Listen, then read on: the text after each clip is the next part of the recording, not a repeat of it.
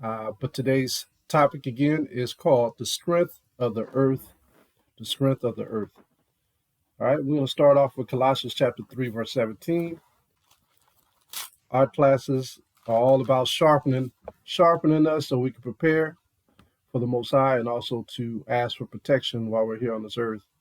Because everything that we see that's going on is timely. The Most High does everything in time frames.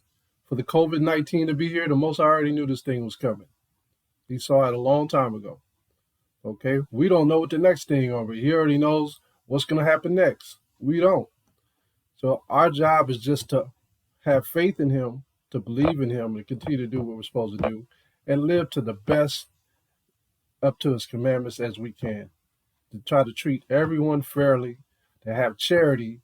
You know, that's one of the biggest things we got to learn how to do is have charity towards our brothers and sisters.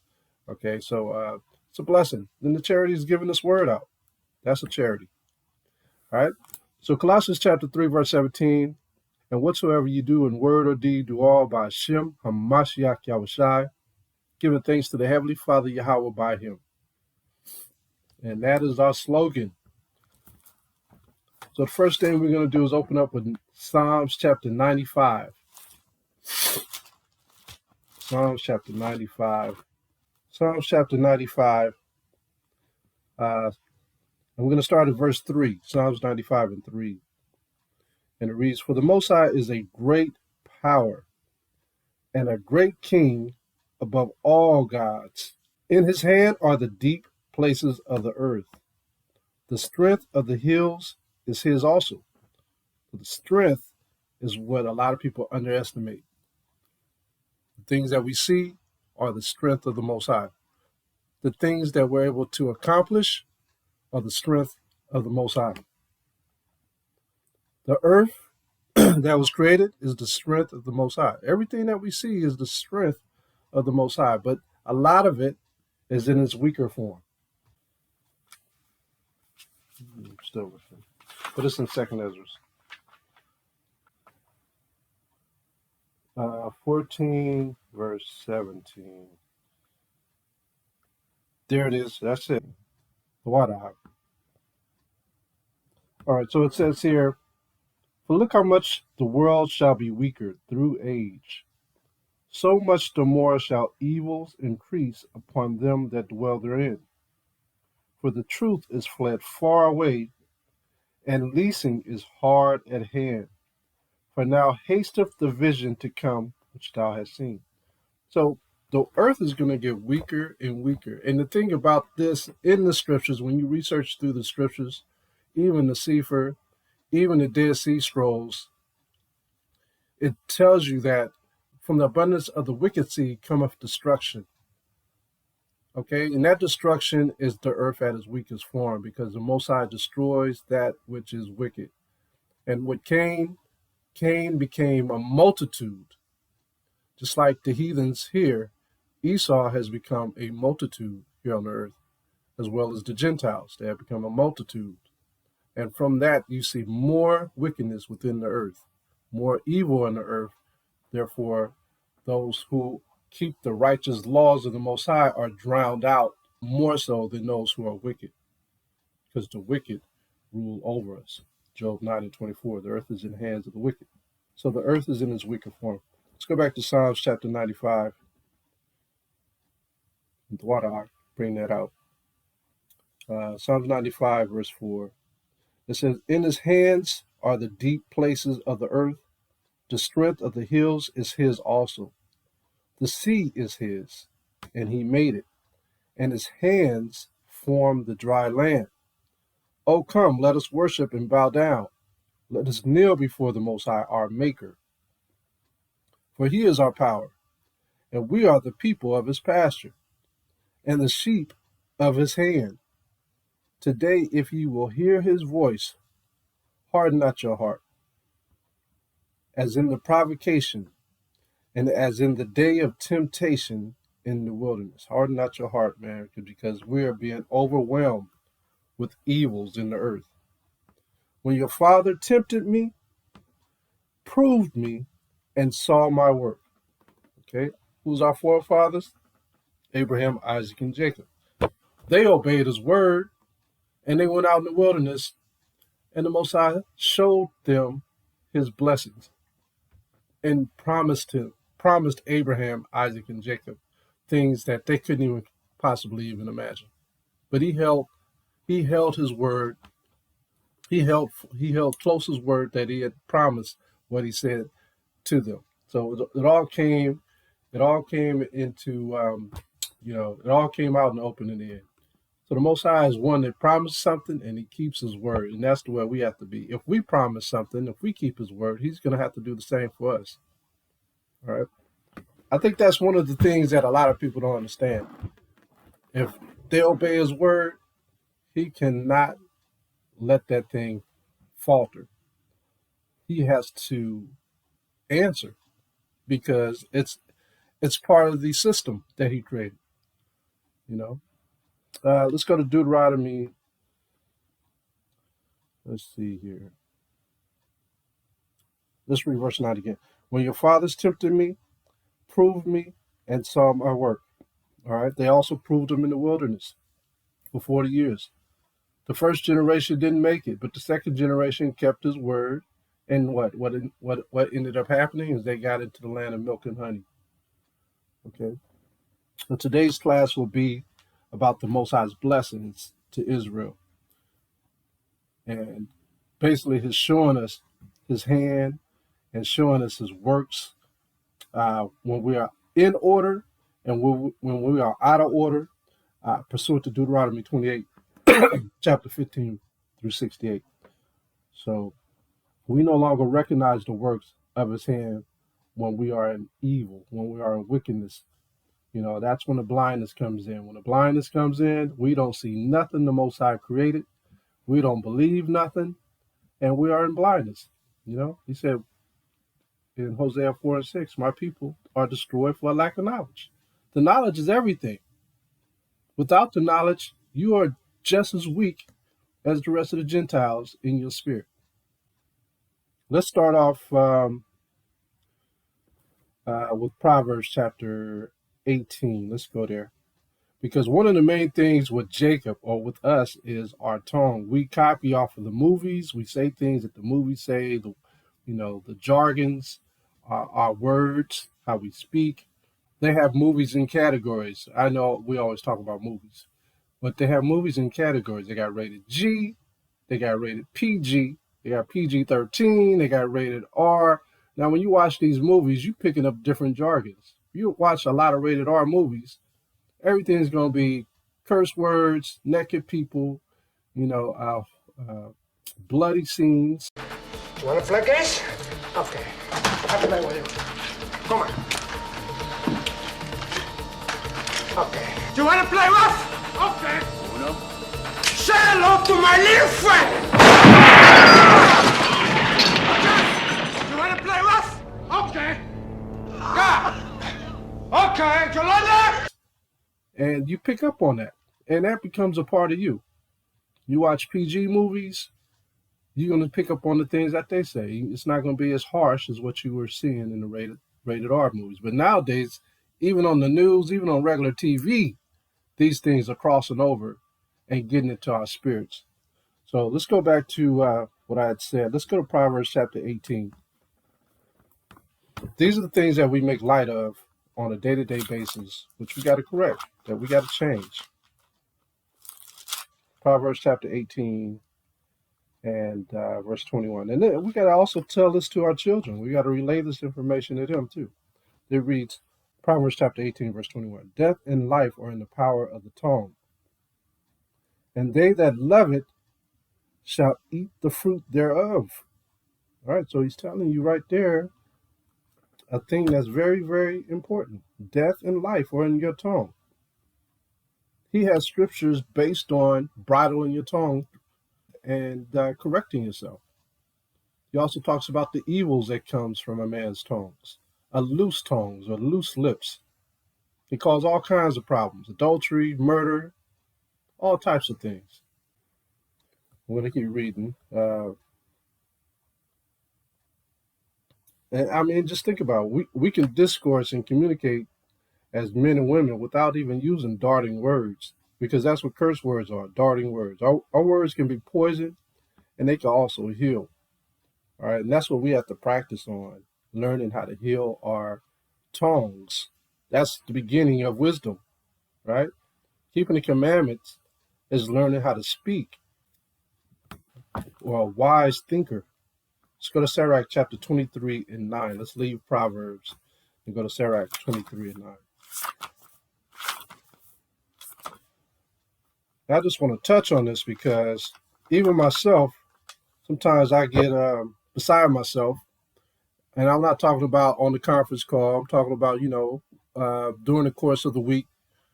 Something may anger you, something may sadden you, and you might have a slip of the tongue. You might say something that you really don't mean to say, and you think about it afterwards. You're like, I really shouldn't have said that. I really shouldn't use that word. So it's just a form of correcting yourself. And this was also an ordinance for Jacob, believe it or not using swear words. Let's go to Sirach 23 and 9.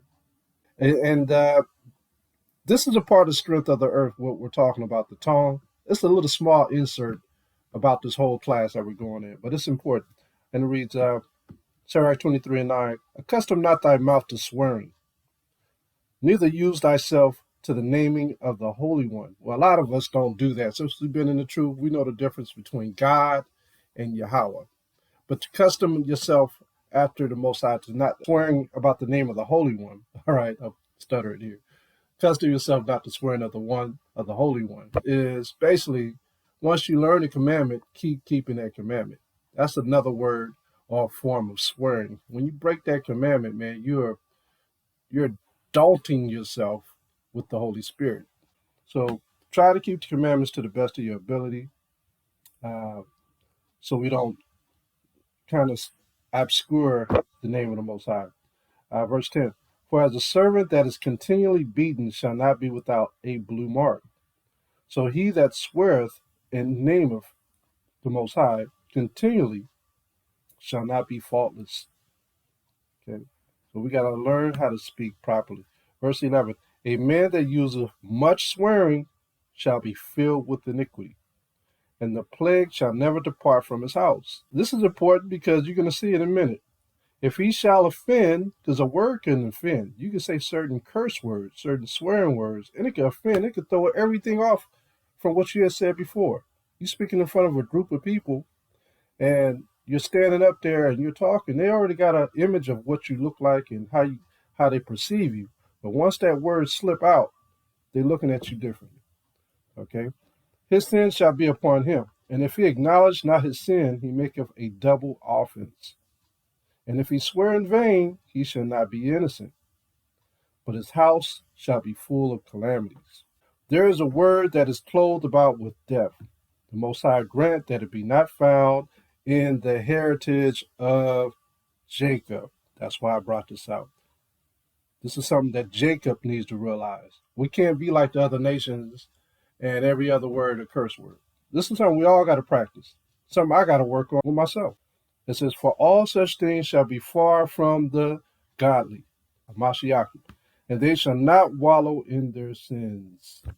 Use not thy mouth to intemperate swearing, for therein is the word of sin. It's within the word, because basically when you get mad and you're using those words, already you can't put your words together because you're mad. You can't think of the right word, so it comes out.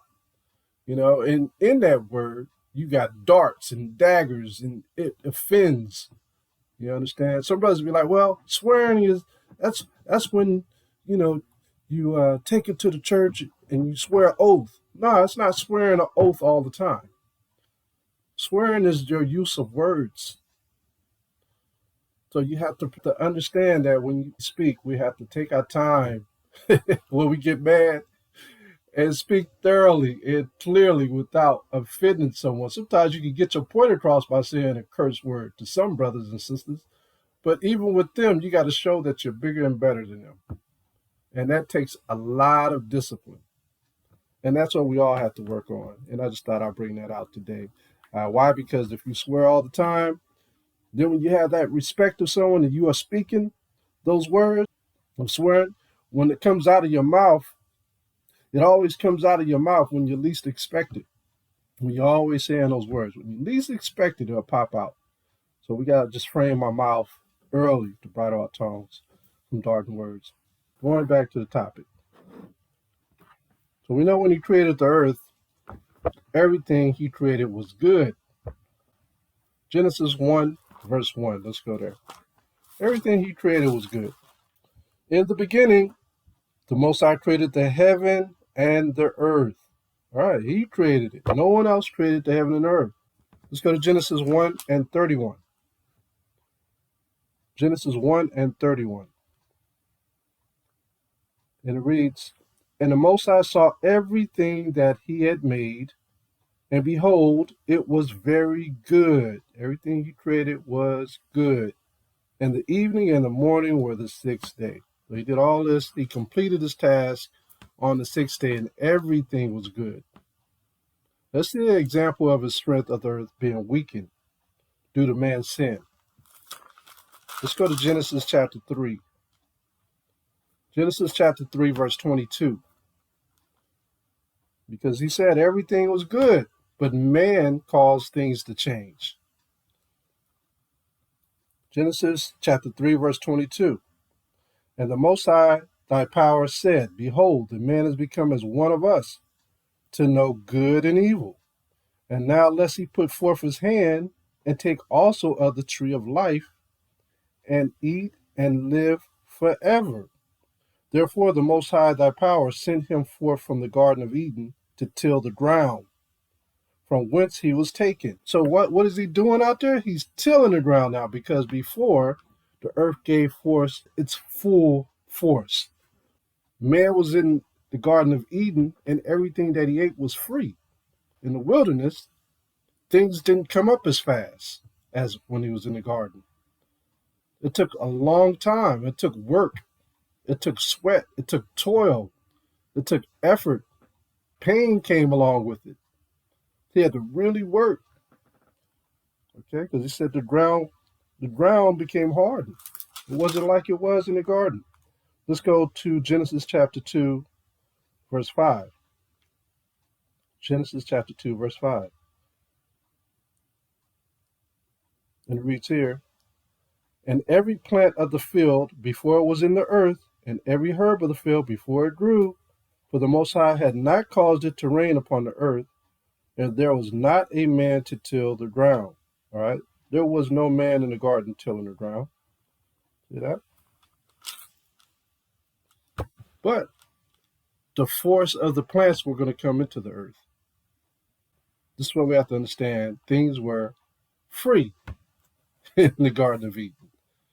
Let's go to Genesis chapter 4. Genesis chapter 4. Now let's read verse 9. And the Most High said unto Cain, Where is Abel thy brother? And he said, I know not. Am I my brother's keeper? And he said, What hast thou done? The voice of thy brother's blood crieth unto me from the ground. And now art thou cursed from the earth, which hath opened her mouth to receive thy brother's blood from thy hand. When thou tillest the ground, it shall not henceforth yield unto thee her strength. A fugitive and a vagabond shalt thou be in the earth. So what happened here?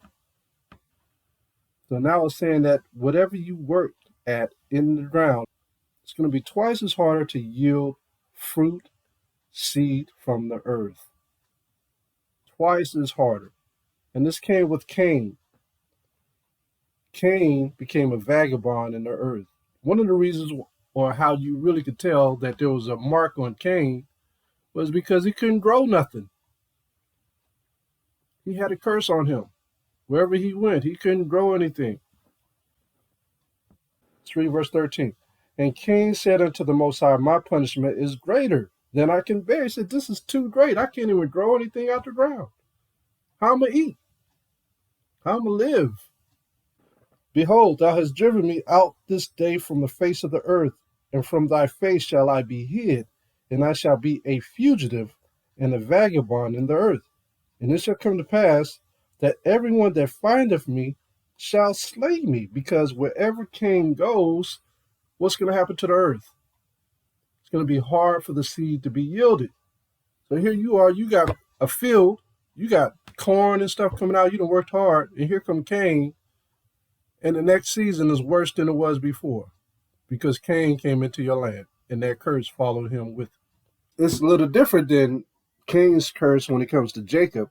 If you look at Jacob's curse, his is not the land shall become a wilderness. It says something different about Jacob's curse. Eventually, Cain's curse became Esau's curse, because Esau is a regeneration of Cain. But when you look at Jacob's curse, as far as the ground being deserted, his curse is a little different. And let's read Deuteronomy chapter 28. Let's go to Deuteronomy 28 and verse 33 and look what it says.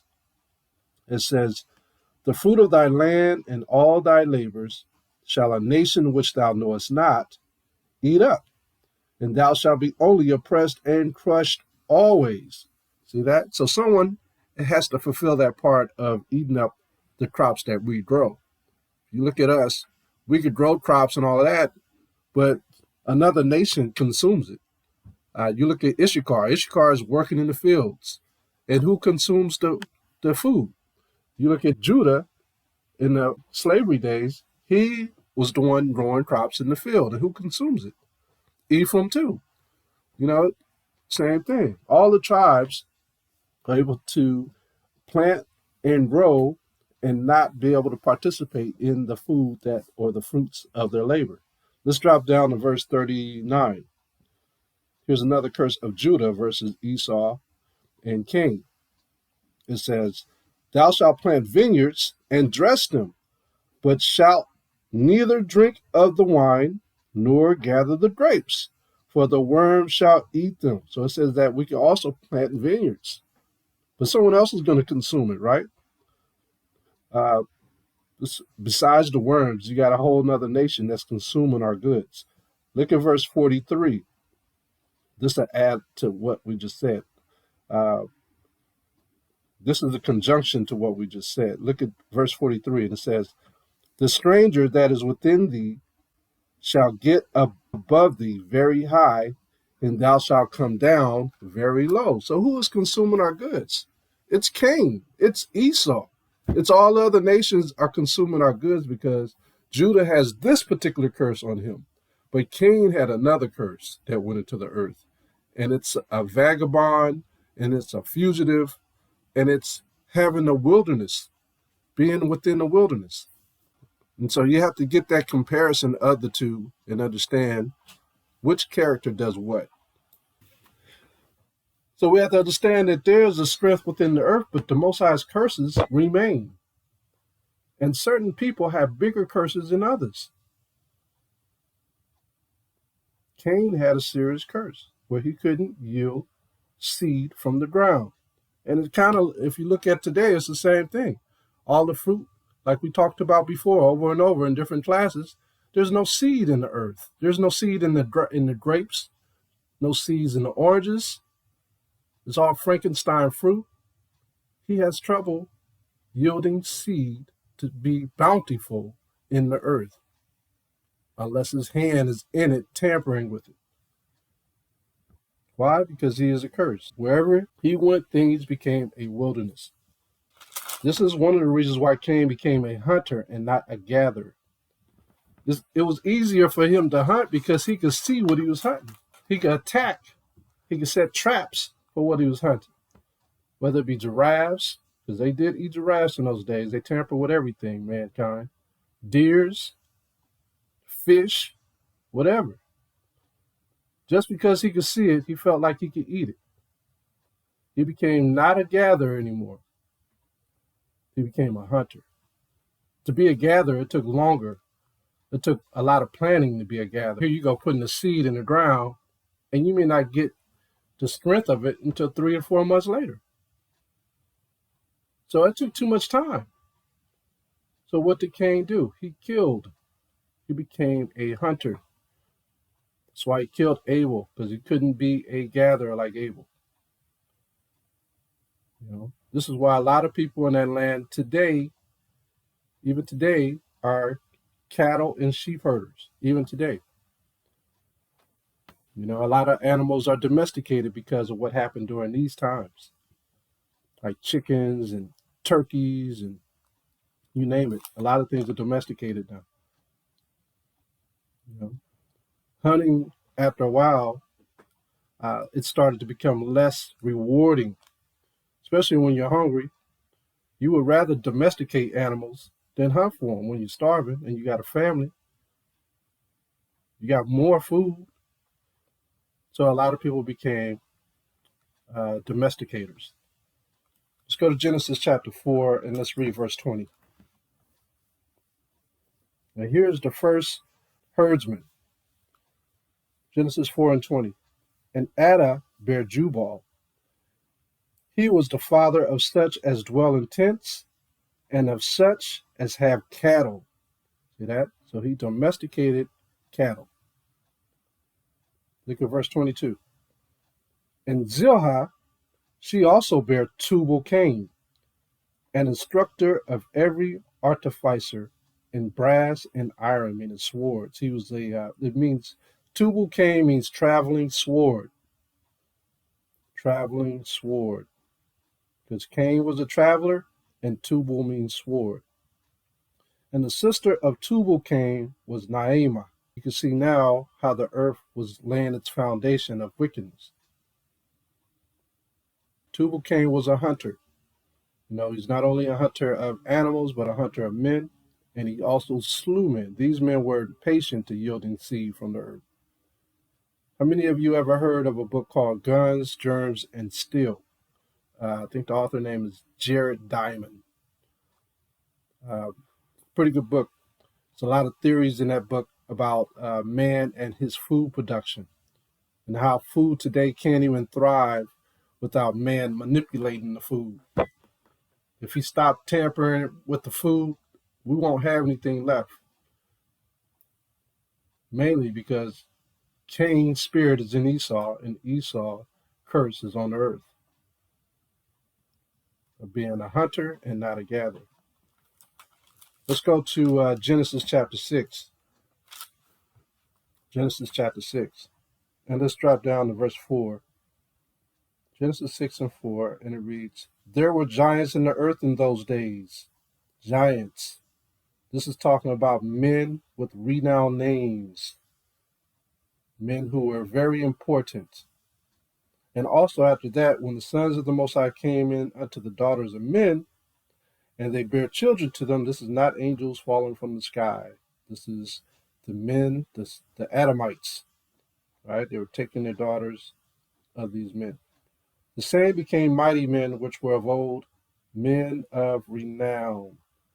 Men of renown. Now these are men that, I mean, if you was there, they were killing people. They were taking what they wanted. They were living like villains, these men. Mainly those imaginations of wickedness that men had was with each other and with, I mean, all the craziest imaginations that you could think of with animals was there. Abominations of food, the abominable foods consumptions, abominable use of planting foods. They may have been using blood, like Abel's blood being spilt on the land. They may have been using blood of Adamites just to bring forth food. You never know. But whatever it was wicked and abominable. It's one of the reasons why in Leviticus, the Most High gives us direct orders on what we're supposed to do when it comes to animals. We're not supposed to have sex with them. We're not supposed to eat certain foods, certain animal meats. He gives us direct orders so we don't fall in that place of thought as these giants, these renowned men, doing whatever we wanted to do. Genesis chapter 6, verse 6. And repented the Most High that he had made man on the earth. And it grieved him at his heart. See, the Most High was mad at man on the earth, not no angels. And the Most High said, I will destroy man, whom I have created from the face of the earth, both man and beast, and the creeping thing, and the fowl of the air, for it repenteth me that I have made. Why did he got to kill the animals? because of all the abominable things that were going on in the earth with these men. Man had forgotten his maker. The only man that didn't forget was Noah.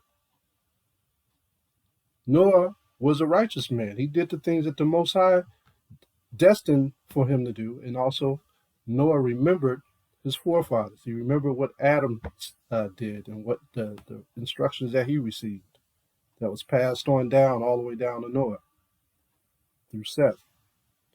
It says, but Noah found grace in the eyes of the Most High. That's why he used Noah to gather them, those animals, and go into the new earth. Because men had gotten lazy. They stopped being gatherers. They started killing animals. They started doing all kinds of crazy stuff. Never know. I don't want to know. Some brothers want to know what happened during that time. If it was that evil, the Most High didn't record it the way that it should have been, for us to really see it. It's all in parables. If you read certain other books, I'm not going to go into that. So let's do the implementation of the law when Noah landed. Let's go to Genesis chapter 9. Genesis chapter 9, and let's start at verse 1. And the Most High blessed Noah and his sons, and said unto them, be fruitful and multiply, and replenish the earth. And the fear of you and the dread of you shall be upon every beast of the earth. Why? Why did he put this fear upon the animals? Because of what man was doing before. That's how you know man was so evil. He was doing all kinds of crazy stuff with the animals. The Most High put that fear in the animals. So now man don't get that lust or that diabolical thought process to do crazy things with animals. Verse 2, and the fear of you and the dread of you shall be upon every beast of the earth, and upon every fowl of the air, upon all that moveth upon the earth, and upon all the fishes of the sea. Into your hand are they delivered. See that? So he's being specific about how these animals will no longer walk up to us like before. You had some evil men back in those days before the flood. Verse 3, every moving thing that liveth shall be meat for you. Even as the green herb have I given you all things. Now, let me show you exactly what that means, because some brothers will read this and say, see, you can eat everything. That's not true. Go to Genesis 1 and 29. Genesis 1 and 29. And the Most High said, behold, I have given you every herb bearing seed, which is upon thy face, upon the face of all the earth, and every tree, in the which is the fruit of a tree yielding seed. To you it shall be for meat. Now the next verse is very important. And to every beast of the earth, and to every fowl of the air, and to everything that creepeth upon the earth, wherein there is life, I have given every green herb for meat. And it was so. Now, don't take a rocket scientist to figure this out. What animals eat the herb of the fields? After Noah landed, there was only so many animals they ate the herb of the fields, which their names became herbivores. And they only ate things from the trees, the fruits, and things like that. But you can't eat all herbivores. But you got some lizards that eat greens or fruits. You can't eat lizards. So the Most High put that in our dietary law. He got even more specific so we don't fall under the same category as those evil men during the time of Genesis before the flood. Let's read verse 4, Genesis chapter 9, verse 4. But flesh with the life thereof, which is the blood thereof, shall you not eat. And surely your blood of your lives will I require. At the hand of every beast will I require it. Now, why would the Most High put that in there? Because we probably was eating them animals raw. I ain't going to say we. Those men were probably eating animals raw with the blood prior to the flood. And at the hand of man and at the hand of every man's brother will I require the life of man. Whoso sheddeth man's blood, By man shall his blood be shed. For the image of the Most High made he man.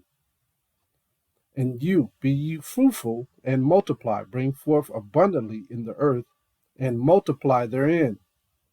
And the Most High spoke unto Noah and to his sons with him, saying, And behold, I establish my covenant with you, and with your seed after you, and with every living creature that is with you, of the fowl, of the cattle, and of every beast of the earth with you, from all that go out of the ark to every beast of the earth.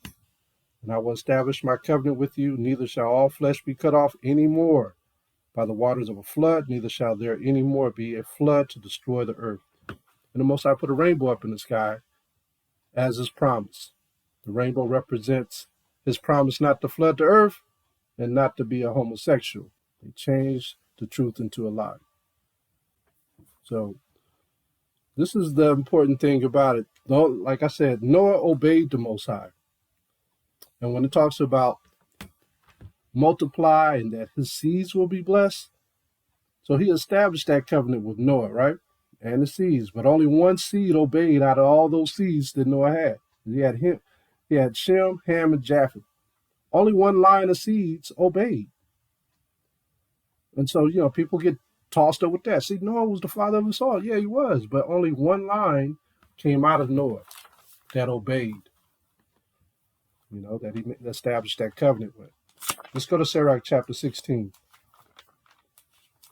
in Apocrypha. Sirach chapter 16. Let's start at verse 1. We're going to read down to verse 7. It says, Desire not a multitude of unprofitable children, neither delight in ungodly sons. Right? Japheth, Ham. Though they multiply, rejoice not in them, except the fear of the Most High be with them. Esau wasn't with him. Ishmael wasn't with him. Trust not thou in their life, neither respect their multitude, for one that is just is better than 1,000. And better it is to die without children than to have them that are ungodly. For by one that hath understanding shall the city be replenished, but the kindred of the wicked shall speedily become desolate. The Most High accounts them as being spit or spittle.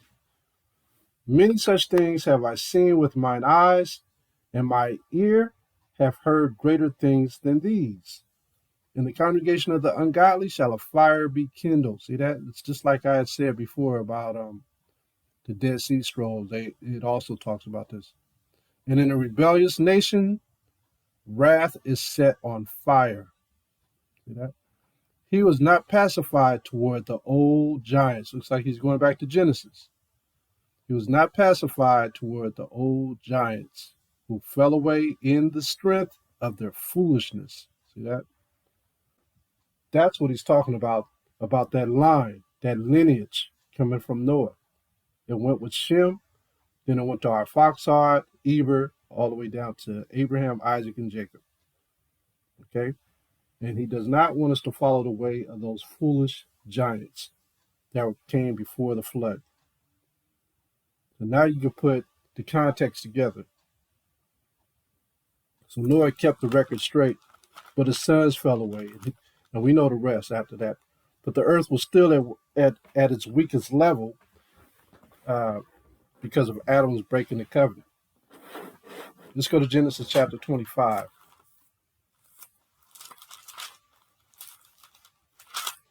Genesis 25, verse 21.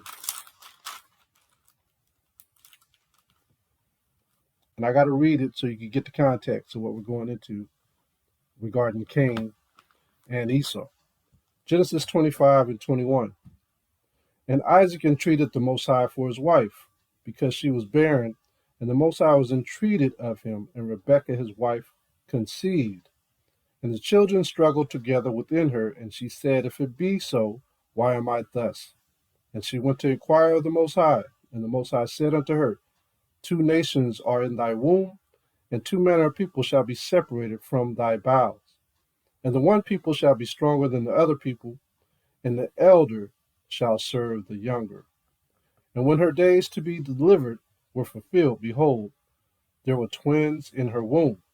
And the first came out red all over like a hairy garment, And they called his name Ashashua, Esau.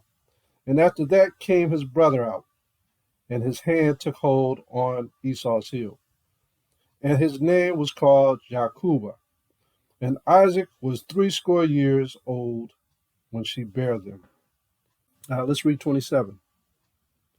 And the boys grew, and Esau was a cunning hunter. There it is. It's like Cain. Tubal Cain as well. A man of the field. Why? Because he didn't have patience, man. He didn't have patience to raise up seed from the earth. He didn't have that patience to grow vegetables and fruits. And Jacob was a plain man dwelling in tents. If Jacob was a plain man dwelling in tents, what could he possibly be doing? Watching over the animals as a shepherd, just like we read in Genesis. So we'll stop right there. But I wanted you to see the cunning hunter and Jacob dwelling in tents. It's the same.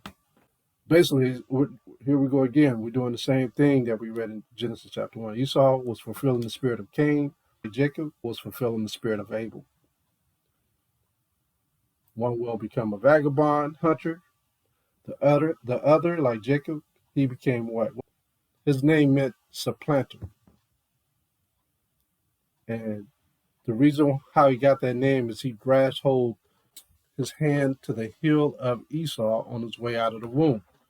And because of that, his name became supplanter. If we look up the word supplanter in the dictionary, I'm going to look it up real quick. Supplanter, if you look up the word just supplant, it means to supersede and replace, to displace, to take the place of, take over from, substitute, undermine, override, usurp authority, overthrow, remove, topple, unseat, depose, dethrone, eject, succeed, come after. That's what Jacob did. He went after Esau for his birthright and took it. He overthrew him by his wits, by his thoughts. Incredible. Incredible. So yeah, he became a supplanter. And then when you think about him being a supplanter, he did the same thing with his uncle, Laban. He supplanted him out of his cattle and his daughters. He got them both.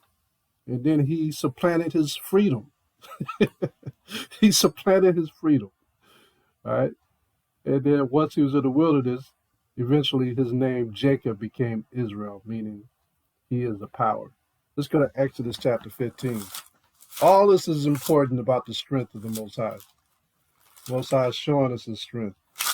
Exodus chapter 15, verse 22. Exodus 15 and 22. This is another form of his strength. All right? You always wonder why you can't make things happen out of the earth. You know, how come you can't heal each other from getting certain herbs of the earth? And you actually can. It's just you have to know the force. You might see some elderberry or something like that, something that could heal you of certain diseases, and it may not have its full force. It may be growing somewhere else where it has its full force. You know, you might grow some in your backyard. Think, oh, I got some elderberry. This is going to heal me. It might not grow well in your backyard. Esau been all around this place and contaminated the land. You might have to go in the middle of the forest, middle of the jungle, and plant that elderberry to get the full force from the soil. You never know. And that's how the Most High worked. But obviously, the land didn't break the laws. You know, man did. So if Esau's around, he's making that land twice as hard than what it was before. Let's see, Exodus 15 to 22. Let's read this. It says, so Moses brought Israel from the Red Sea, and they went out into the wilderness of Shur. And they went 3 days in the wilderness and found no water. And when they came to Marah, they could not drink of the waters of Marah, for they were bitter. Therefore the name of it was called Marah, that is bitterness. And the people murmured against Moses, saying, what shall we drink? And he cried unto the Most High. The Most High showed him a tree, which when he had cast it into the waters were made sweet. There he made a statue and an ordinance, and there he proved them. So what had happened? He cut out a tree because he received these orders from the Most High, and he threw it in the waters, and it became sweet. So there's still, I'll say this, magic in the earth. But we need the proper understanding from the Most High in order to find that magic. I call it magic because we can understand that better. Or miracles. Verse 26, and said, if thou wilt diligently hearken to the voice of the Most High thy power, and will do that which is right in his sight, and will give ear to his commandments, and keep all his statutes, I will put none of these diseases upon you, which I have brought upon the Egyptians. For I am the power that healeth you. And they came to Eliam, where were 12 wells of water, and 70 palm trees, and they encamped there by the waters. All this is saying is that we just got to follow his ways and believe on him and have faith in the Most High to do these things, miraculous things that we have never seen before. You know, the strength is still in the earth, but we have to know how to tap into it. And one of our ways of tapping into it is keeping the commandments. Because like I said, the earth didn't sin against the Most High. We did. The Most High can reverse the earth's curse for good. I think that's what a lot of us haven't really pondered on. He can reverse everything for good. Let's look at those whom he blessed, who have the power to reverse curses in the earth with his help. Let's look at the Apocrypha, and let's go to Sirach Chapter 33. Because the Most High he blessed a certain people. And like I said last class, the Gentiles have trampled over the Most High's name, his tabernacle, and his people. And if we don't mention those three, then what do we expect to come to us if we forget about those things? Let's go to Sirach 33 and 8. The book of Sirach, chapter 33, verse 8. By the knowledge of the Most High they were distinguished, and he altered seasons and feasts. Some of them hath he made high days and hallowed them, and some of them hath he made ordinary days. And all men are from the ground, and Adam was created of the earth. In much knowledge the Most High have divided them, and made their ways diverse. Some of them hath he blessed, and exalted, and some of them hath he sanctified, and set near himself. But some of them hath he cursed, and brought low, and turned out of their places. Cain was turned out of his place. Esau was turned out of his place. Okay, Esau is all over the place when you read certain scriptures. Everywhere. It's taking every man's heritage. So some of them has he blessed, talking about the Israelites, and some of them has he cursed. Romans 9 and 13, he says, and Esau have I hated. So he brought them low. But right now they're ruling over us. The wicked ruleth over us now. Job 9 and 24. But he always chose Israel. If you look at Isaiah 42, and 1 is a precept of finding out who he blessed and who he sanctified. Isaiah 42 and 1, it reads,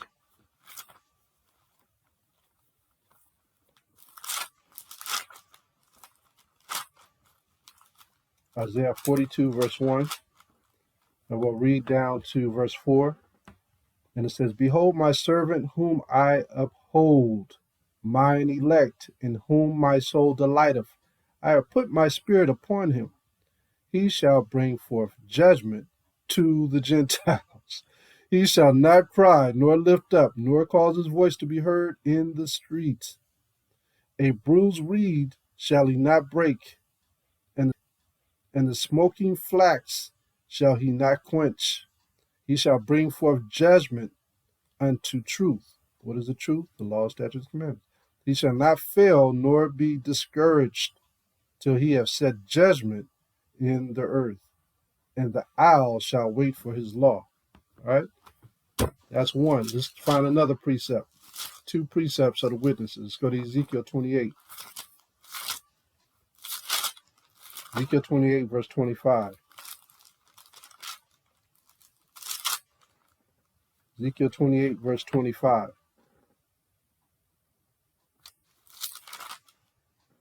And it reads,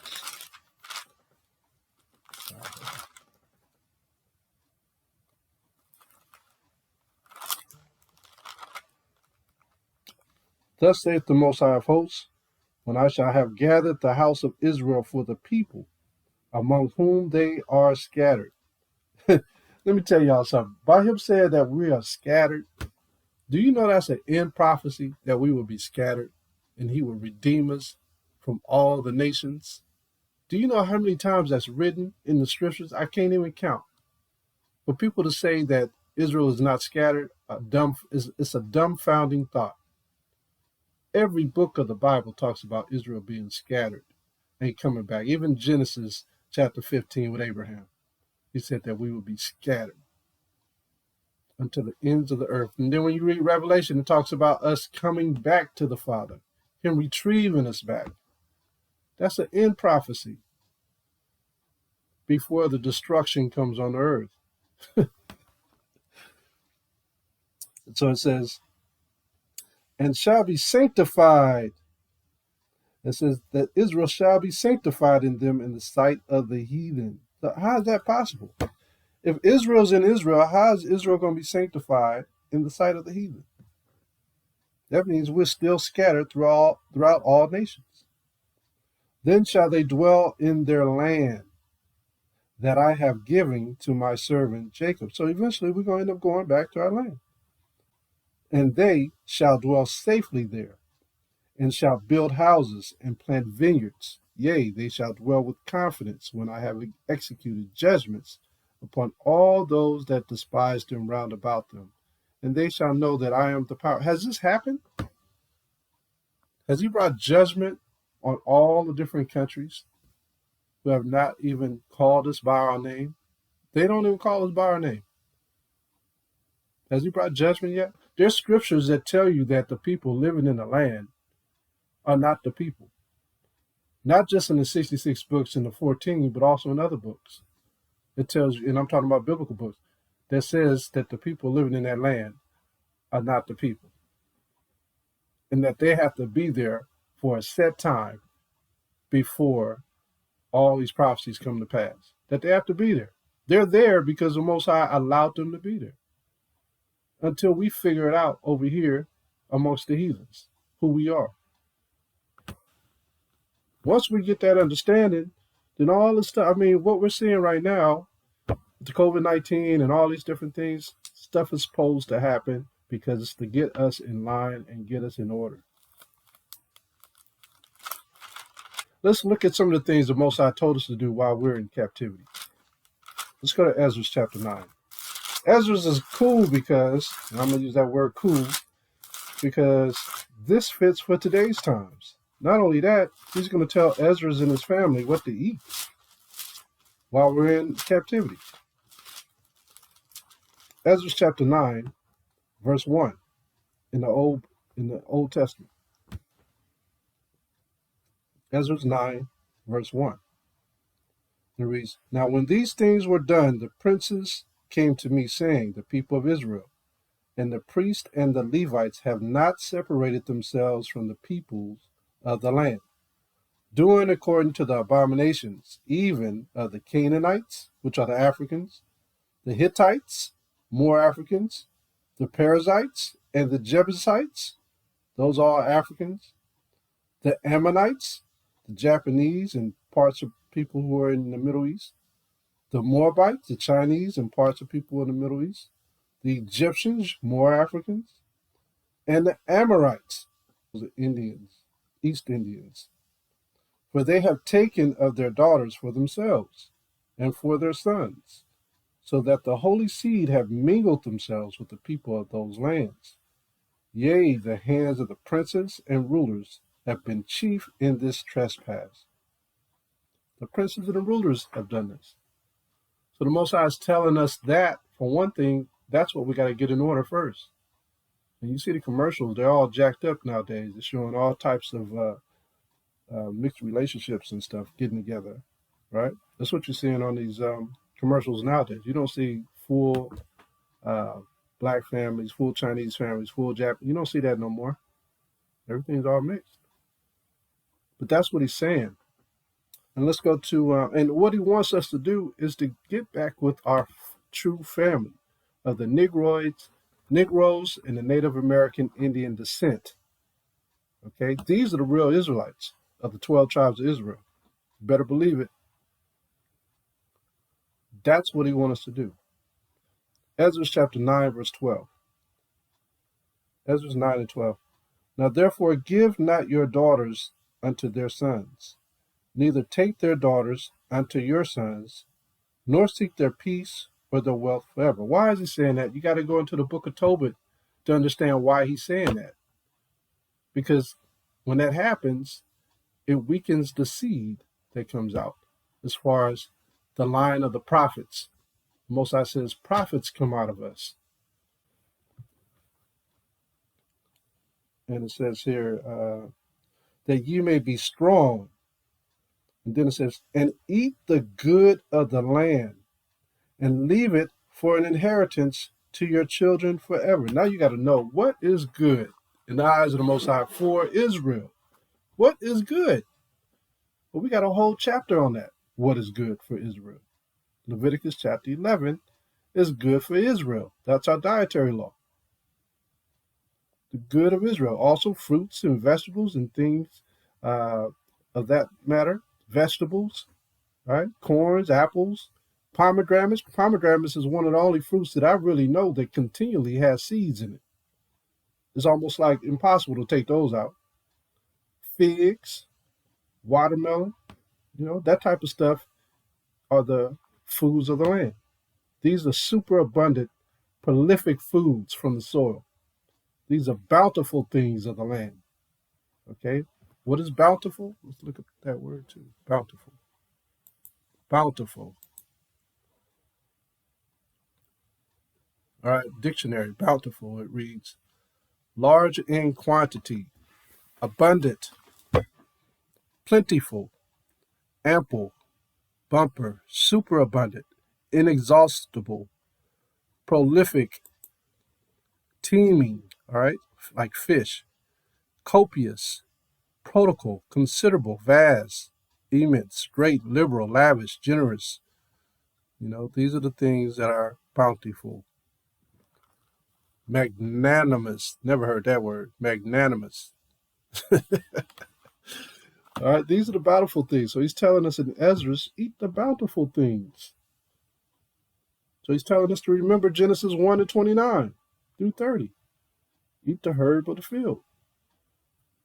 So we have categories for food. We have we have a consumption category.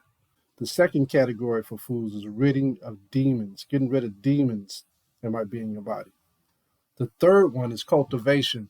In order to have cattle and sheep, things like that, you got to cultivate. You got to let your cattle and sheep, you take their manure, you mix it with the earth, and that's how you cultivate vegetables and fruits and things like that. So we use clean animals to cultivate. We went over consumption. Let's look at one dealing with demons. Let's go to Tobit, book of Tobit, chapter 6. Book of Tobit in the Apocrypha. And this is where food can actually rid some of us of demons. Tobit chapter 6. Tobit chapter 6, verse 1. And as they went on their journey, they came in the evening to the river Tigris, and they lodged there. Tigris is one of the rivers that was mentioned in Genesis chapter 1, 2, and 3. And when the young man went down to wash himself, a fish leaped out of the river. Don't say what type of fish. Don't try to figure it out. And would have devoured him. So whatever it was big. Could have been one of those grouper fishes. So they get huge. I seen a grouper fish eat a shark. So the grouper fishes get bigger than what most people think. And when the young man went down to wash himself, a fish leaped out of the river and would have devoured him. Then the angel said unto him, take the fish. And the young man laid hold of the fish and drew it to land. To whom the angel said, open the fish and take the heart and the liver and the gall and put them up safely. So the young man did as the angel commanded him. So he had to get instructions. And when they had roasted the fish, they did eat it. Then they both went on their way till they drew near to Ekbadim. Then the young man said to the angel, Brother Azarias, to what use is the heart and the liver and the gall of the fish? And he said unto him, touching the heart and the liver, if a devil or an evil spirit trouble any, we must make a smoke thereof before the man or the woman, and the party shall be no more vexed. As for the gall, it is good to anoint a man that hath whiteness in his eyes, and he shall be healed. You ever see brothers, they got little pus in their eyes? Sometimes you get it when you wake up in the morning. Little stuff in the corner of your eye. That's what it's talking about. It could cleanse your eyes. I wouldn't try it because you got to be on point. You got to get the right instructions from the Most High. You do it, you might make your eyes worse. Put some gunk in your eyes. Won't be able to see the next day. Verse 16. And when thou shalt come into the marriage, we're skipping over some verses here. This is regarding the woman that he was required to marry. She had a demon on her. And this is what he did to rid that demon off of this woman. Tobit chapter 6, verse 16. And when thou shalt come into the marriage chamber, thou shalt take the ashes of the perfume, and shalt lay upon them some of the heart and liver of the fish, and shalt make a smoke with it. And the devil shall smell it and flee away, and never come again any more. But when thou shalt come to her, rise up both of you, and pray to the Most High, which is merciful, who will have pity on you, and save you. Fear not, for she is appointed unto you from the beginning. And thou shalt preserve her, and she shall go with you. Moreover, I suppose that she shall bear thee children. Now when Tobias had heard these things, he left her, and his heart was effectually joined to her. So these are examples of how to rid demons off of people, using the abundance of the fresh fruit of the land, or food of the land. So with the help of the Most High, we still can bring strength out of the earth, only if we receive those instructions. Let's go to Numbers chapter 5. Let's find another one. Now, a lot of ladies are not going to like this one, but we got to read it. Numbers chapter 5, verse 12. Numbers chapter 5, verse 12. And it reads, Speak unto the children of Israel, and say unto them, if any man's wife go aside and commit a trespass against him, and a man lie with her carnally, and it be hid from the eyes of her husband, and he be kept close, and she be defiled, and there be no witness against her, neither she be taken with the matter. And the spirit of jealousy come upon him, and he be jealous of his wife, and she be defiled, or if the spirit of jealousy come upon him, and he be jealous of his wife, and she be not defiled. So it doesn't say whether he was right or wrong. It say if he become jealous, the husband become jealous, he could take his wife to the priest. And this is what the priest would do. Then shall the man bring his wife unto the priest, and he shall bring her offering for her, the 10th part an ephah of barley meal. He shall pour no oil upon it, nor put frankincense thereon, for it is an offering of jealousy, an offering of memorial, bringing iniquity to remembrance. And the priest shall bring her near and set her before the Most High. And the priest shall take holy water in the earthen vessel, and of the dust that is in the floor of the tabernacle. Where is that tabernacle? Just take the dust. Where's that? That could possibly be in the ark, but it's in the temple. It said from the floor of the tabernacle. Let you know right there, ain't no towel at the bottom of that floor. You got some dirt, probably cleaned up real neat. The priest shall take and put it into the water. And the priest shall set the woman before the Most High, and uncover the woman's head, and put the offering of memorial in her hands, which is the jealousy offering. And the priest shall have in his hand the bitter water that causeth the curse, And the priest shall charge her by an oath, and say unto the woman, If no man have lion with thee, and if thou hast not gone aside to uncleanness with another instead of thy husband, be thou free from this bitter water that causeth the curse.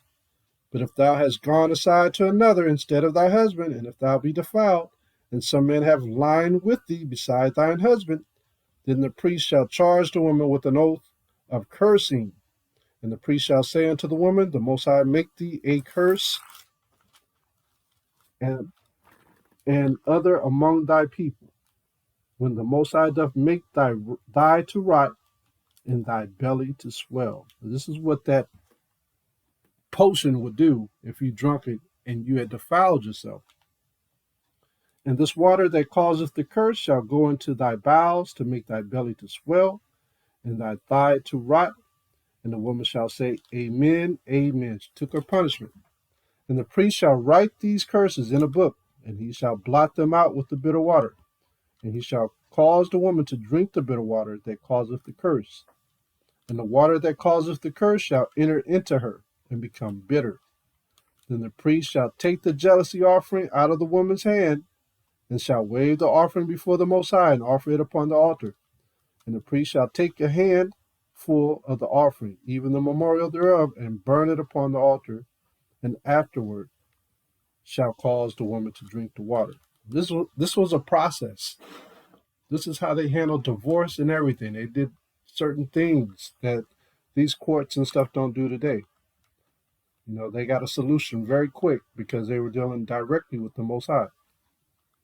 And when he hath made her to drink the water, then it shall come to pass that if she is defiled or be defiled and have done trespass against her husband, that the water that causeth the curse shall enter into her and become bitter, and her belly shall swell, and her thighs shall rot, and the woman shall be a curse among her people. And if the woman be not defiled, but be clean, then she shall be free, and shall conceive seed. She go back and have children. This is the law of jealousy, when a wife goeth aside to another instead of her husband, and is defiled. Or when the spirit of jealousy cometh upon him, and he be jealous over his wife, and shall set the woman before the Most High, and the priest shall execute upon her all this law. Then shall the man be guiltless from iniquity, and this woman shall bear her iniquity. All right, so this is another law, but also is talking about the potions that we were able to use. Okay, our high priest, our Levitical priests, those who were sanctified in the eyes of the Most High, they had this instruction to heal and to destroy those who broke the laws of the Most High. So this is important. We had these kind of powers, and we're going to get these powers again. Different potions and things like that, like Tobit did with the fish. So these are just another example of strength from the Most High. But a lot of these mysterious potions and things that we have, a lot of them are lost now. Even doing this order, still up to the man. Like the husband had to go through this thing, the law of jealousy. Technically, it's still up to the man who was following the Most High to make an accusation like this, not the woman. Okay? Just so you understand. When you read the New Testament, Paul talks about a husband and wife making amends and coming back together. Paul also talks about if you guys are not equally yoked, that you should depart. So he makes it also very simple for those who are having difficulties in the spirit and in the flesh of marriage. Let's go to John chapter 9. Go to John chapter 9, and let's read 1 through 5. John chapter 9, 1 through 5. Check this out. It reads, And as Yahushua passed by, he saw a man which was blind from his birth. And his disciples asked him, saying, Master, who did sin, this man or his parents, that he was born blind? Yahushua answered, Neither hath this man sinned, nor his parents, but that the works of the Most High should be made manifest in him. All right, and it reads, I must work the works of him that sent me while it is day. The night cometh when no man can work. As long as I am in the world, I am the light of the world. So what is he saying? After he left, when the Most High sent Yahushua out of the earth, darkness was coming on the earth. As he was in the earth, there was light in the earth. The only way light is going to come out of the earth now is through us. Those of us who have Yahushua in our spirit and follow his righteousness. That's the path that the Most High would like us to take. Yahushua, he hears our prayers. Let's read verse 5. As long as I am in the world, I am the light of the world. When he had thus spoken, he spat on the ground and made clay of the spittle, and he anointed the eyes of the blind man with the clay. So this is another potion type thing. What did he do? Spit on the ground, took the clay, meshed it together, and said unto him, Go wash in the pool of Siloam, which is by interpretation, sent. He went his way, therefore, and washed, and came seeing. All right, he came back seeing. The neighbors, therefore, and they which before had seen him, that he was blind, said, Is not this he that sat and begged? They couldn't believe it. He's able to see now. That was the old way of doing things, working from the earth, taking parts of the soil, taking some water, meshing it together, just like the priest did with the woman, Tobit taking the fish. These were old workings of the earth. This is the way we did things. Even with Eve. When Eve got kicked out, when Adam and Eve got kicked out of the garden, that was when all these things started to take force. That was the new way of healing people, taking things from the earth. But prior to that, Adam and Eve, they had power. When they were in the garden, they had power. They didn't have to go grab some dirt or whatever, or some herbs or some fruit to eat it. It was the power of the tongue. That was the way that we were supposed to originally be. The power of the tongue was the way that we were supposed to heal ourselves, not taking earthen vessels and things like that. That's why Yahushua had to come back. He did some things using the earthen vessels so it could strengthen people, and other things he just spoke it. Think about this. When the disciples asked Yahushua, did this man sin? Yahushua said, no, this man didn't sin. Then they said, did his parents sin? And he said, no, they didn't sin either. So what was this man doing? While he was blind, he was still keeping the laws. What is sin? 1 John 3 and 4 tells you that sin is transgression of the law. This man was keeping the law.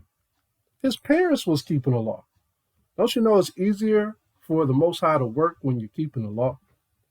Christians, they missed the whole point of this whole verse right here. He was keeping the law. Quiet as kept. You repent. If you break the law, you repent of your sins. The only way you can repent of something is if you already know your sins and you break them and you repent of them. How are you going to know your sin if you don't even read the Bible?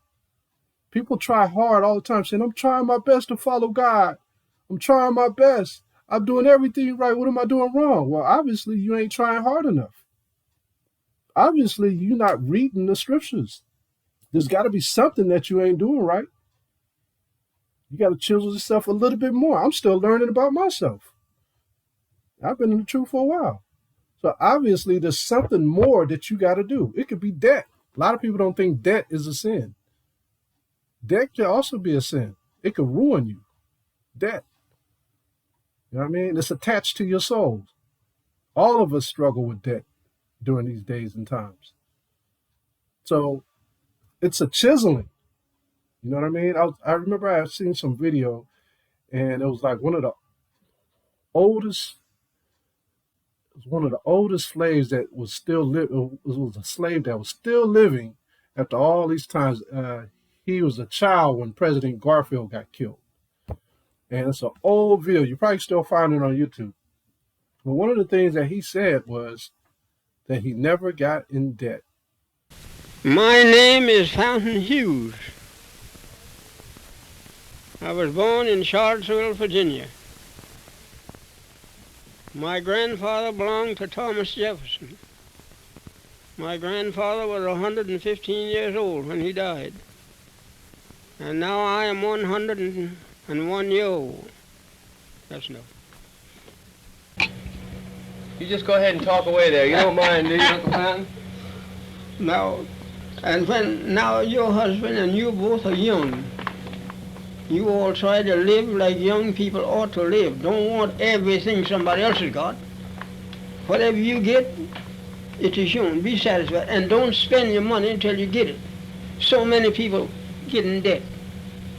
Well, that always it was cheap and I bought it. You spend your money before you get it because you're going in debt for what you want. When you want something, wait until you get the money and pay for it cash. That's what I've done. If I wanted anything, I waited until I got the money and I paid for it cash. I never bought nothing on time in my life. Now, plenty of people, if they want a suit of clothes, they go to work and they buy them on time. Well, they said it was cheap. If you got the money, you can buy them cheaper. They want something for waiting on you for till you get ready to pay them. And if you got the money, you can go where you choose and buy it when you want it. You see? Don't buy it because somebody else go down and run a debt and run a bill, or I'm going to run it too. Don't do that. I never done it. Now, I'm 100 years old and I don't owe nobody 5 cents. And I ain't got no money either. I'm happy, just as happy as somebody that got million. Nothing worries me. My head ain't even white. And nothing in the world worries me. I can sit here in this house till night. Nobody can come and say, Mr. Hughes, you owe me a quarter, you owe me $1, you owe me 5 cents. No, you can't. I don't owe you nothing. Why? I never made no bills in my life. And I'm living too. And I'm 100 years old. And if you take my advice today, you'll never make a bill. Of course, what you want, give me money, pay them cash. And then the rest of the money is yours. But when you run a bill, so much and so much, and you don't have to pay it. Nothing down. It's all, and when you come to pay, it's all, you have to pay no more. But they'll charge you more. They're getting something out of it, else they wouldn't trust you. But I can't just say what they're getting. But they're getting something out of it, else they wouldn't want your credit. Now, I tell you that. Anybody that trusts you for $2 or have the account with them by the month or by the week, store account or any account, they are getting something out of it. Else they don't want to accommodate you that much to trust you. Now, if I want, of course I ain't got no clothes, but if I want some clothes, if I ain't got no money, I'm going to wait till I get the money to buy them. Indeed I am. I'm not going to say, of course, I can get them on trust. I go down and get them. I got to pay $1 more anyhow.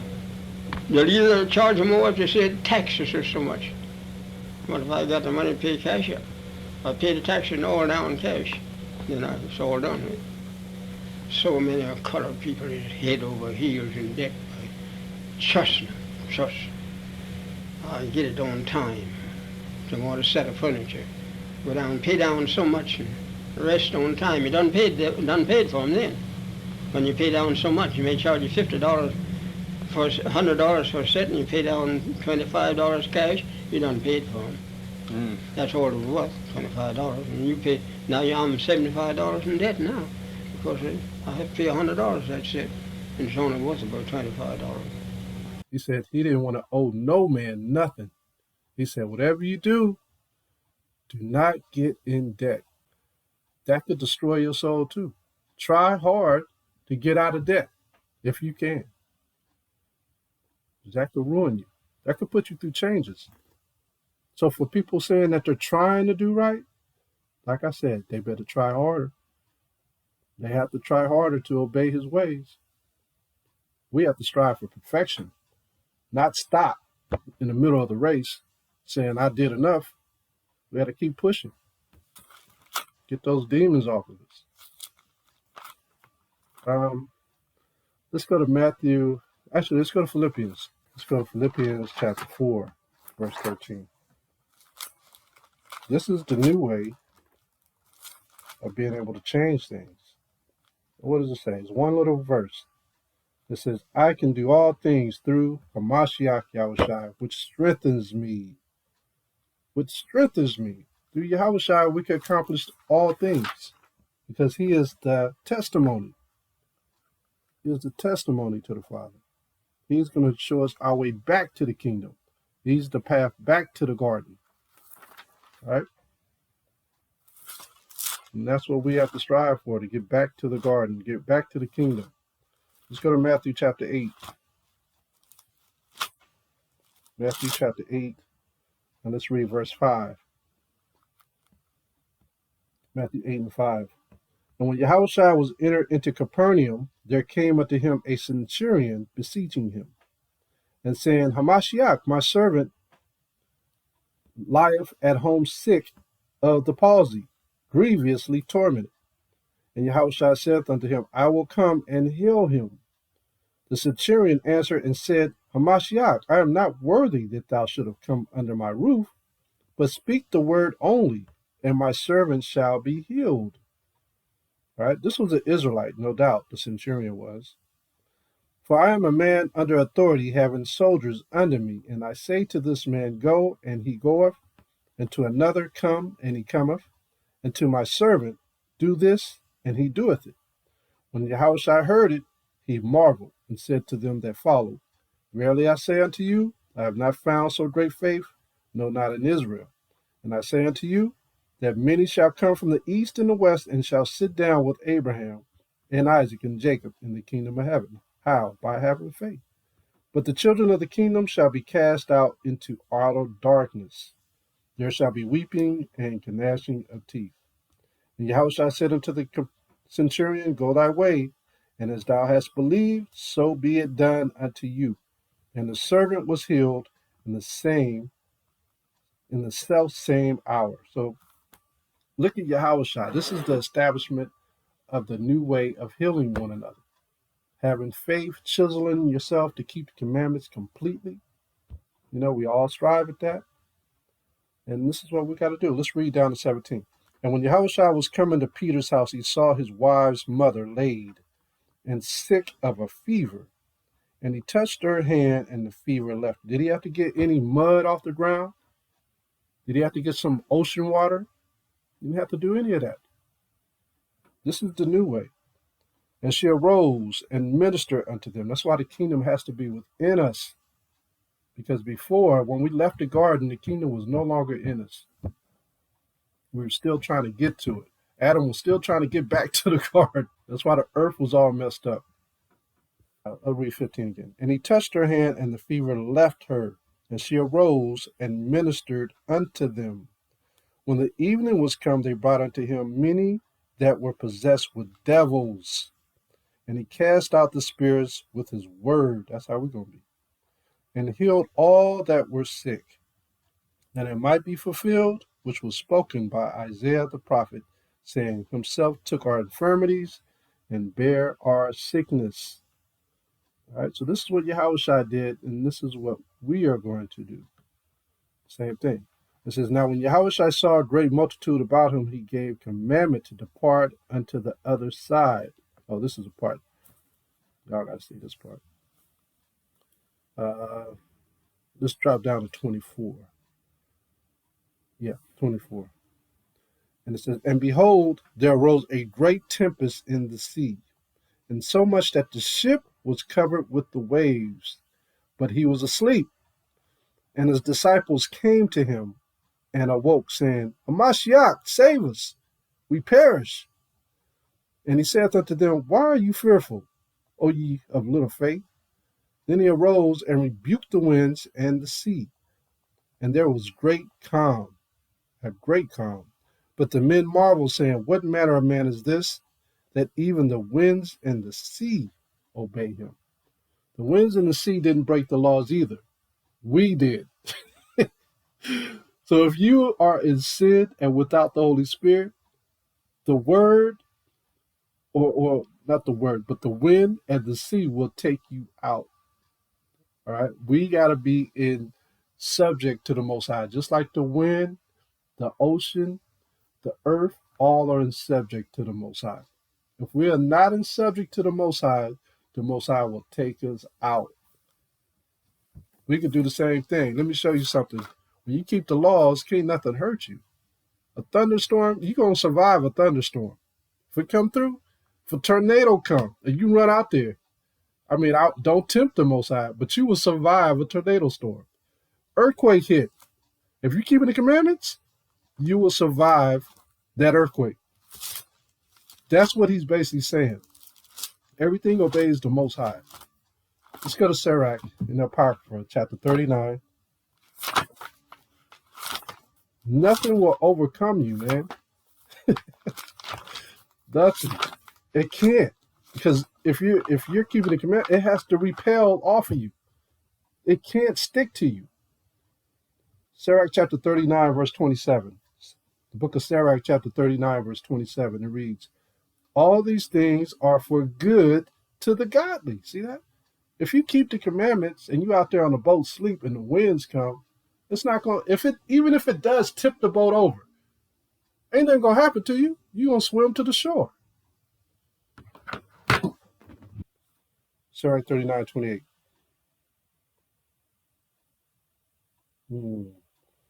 Let's read 27 on down. So it says, all these things are for good to the godly. So to the sinners, they are turned into evil. See that? When you be evil, it would take over you. Like Jonah, for example. Jonah was in the ship and there was a storm. It was about to destroy that ship. Until they threw Jonah off the ship, the storm stopped because Jonah was running from the Most High. Verse 28, there be spirits that are created for vengeance, which in their fury lay on sore strokes. In the time of destruction, they pour out their force and appease the wrath of him that made them.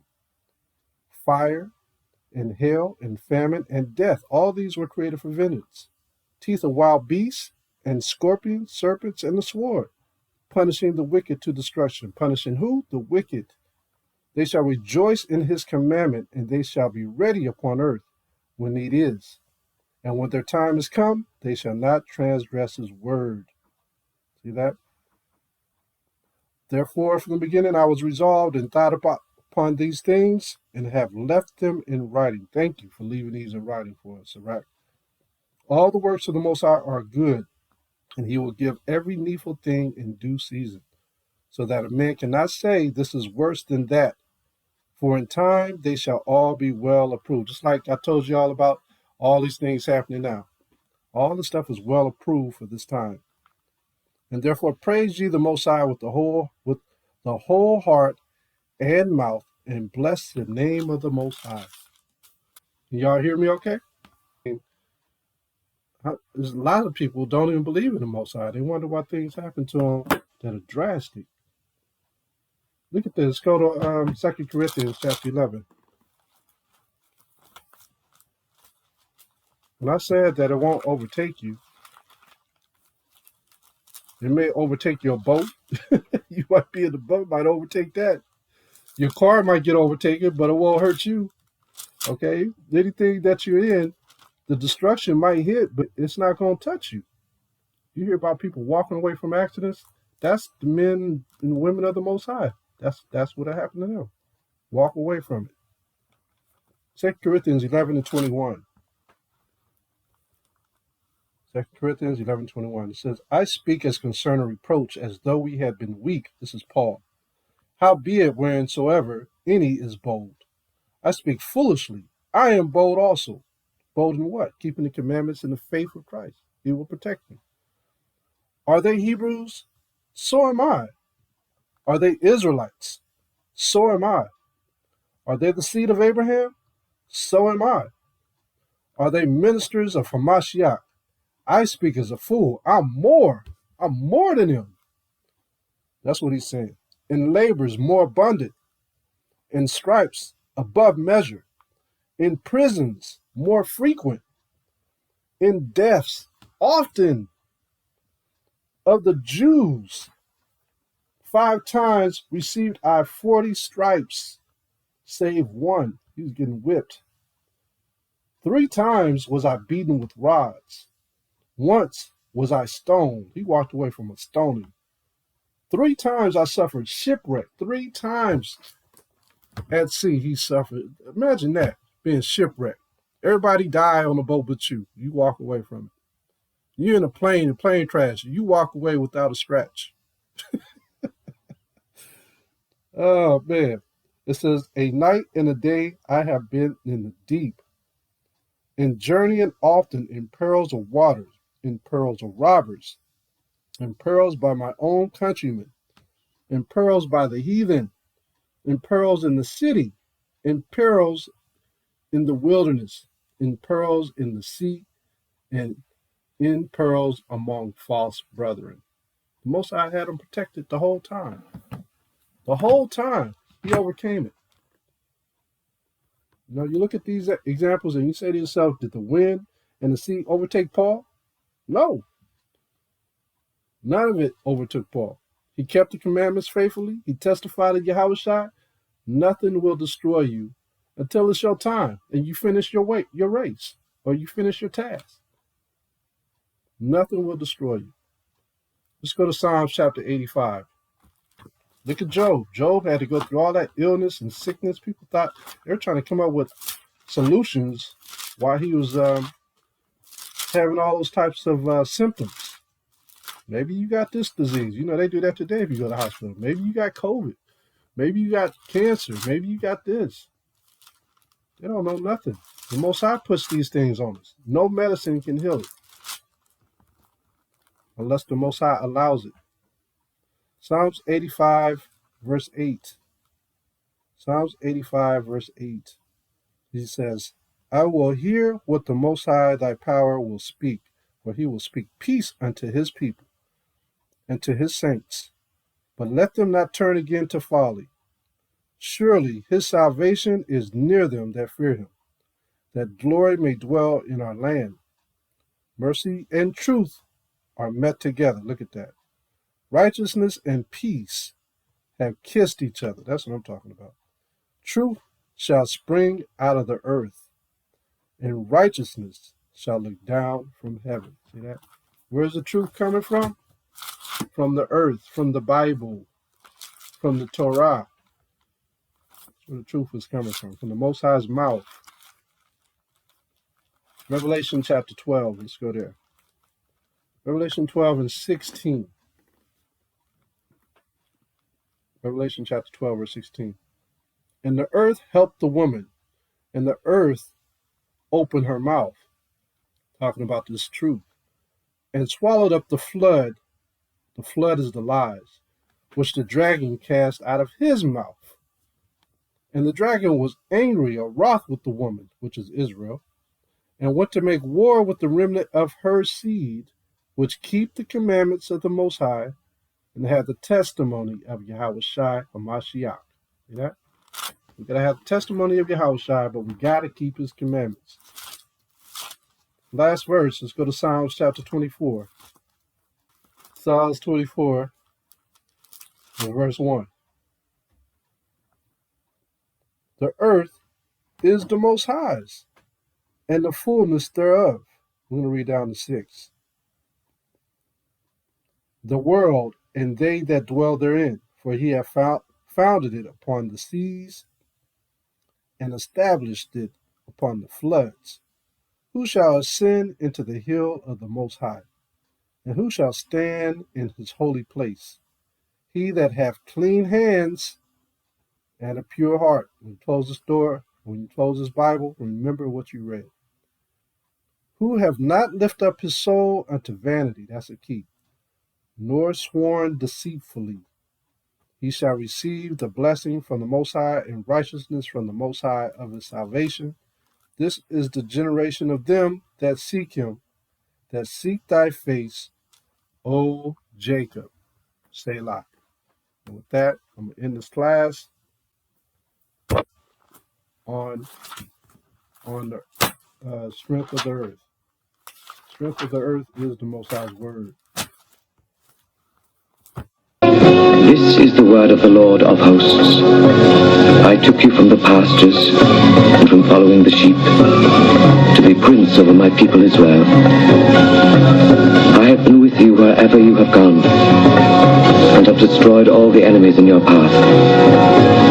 I will make you a great name among the great ones of the earth. I will assign a place for my people in Israel. There I will plant them, and they shall dwell in their own land.